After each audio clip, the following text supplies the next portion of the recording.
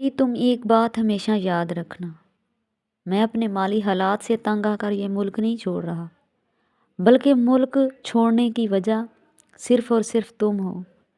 میں یہ ہرگز مطلب نہیں کہ تم بے وفا ہو یا آپ کو بے وفائی کا الزام دے رہا ہوں، لیکن یہ بات بھی سچ ہے کہ تم نے مجھ سے کبھی بھی وفا نہیں کی۔ 8 سالوں کی محبت کا کچھ تو لحاظ رکھ لیتی۔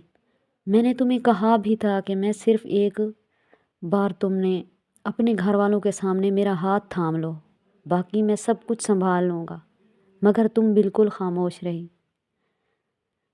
مجھے بالکل بھی نہیں پتا کہ تمہاری کیا وجہ ہے، آخر مجبوری کیا ہے، لیکن مجھے صرف ایک بات کا جواب دو کہ کیا وجہ ہے۔ میری زندگی سے بڑھ کر ہے، تمہاری صرف ایک خاموشی کی وجہ سے نہ صرف میری زندگی برباد ہو گئی، بلکہ تم خدا اور محبت کی بھی بہت بڑی گنہگار بن چکی ہو۔ تم نے تو مجھے کہا تھا کہ تم صحیح وقت آنے پر ساری دنیا سے لڑ جاؤ گی، تو پھر مجھے میری بات کا جواب دو، تم چپ کیوں ہو؟ کیوں نہیں لڑی دنیا والوں سے؟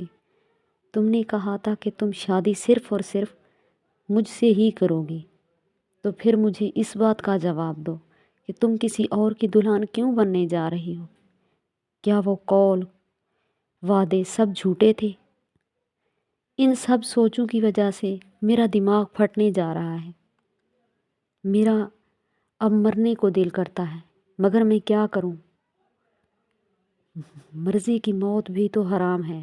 میں یہ کیسے برداشت کر لوں کہ تم کسی اور سے شادی کرنے جا رہی ہو؟ اس لیے میں ہمیشہ کے لیے ملک چھوڑ کر جا رہا ہوں، اور میری ایک بات ہمیشہ یاد رکھنا، اب میں کبھی بھی واپس لوٹ کر نہیں آؤں گا۔ میں جاتے ہوئے تمہیں یہی دعا دوں گا کہ اللہ پاک تمہارا بہت اچھا نصیب کرے، اللہ پاک تمہیں خوشیاں دے۔ مجھے تم تو بھول ہی چکی ہو، میں تمہیں بھول نہیں سکوں گا۔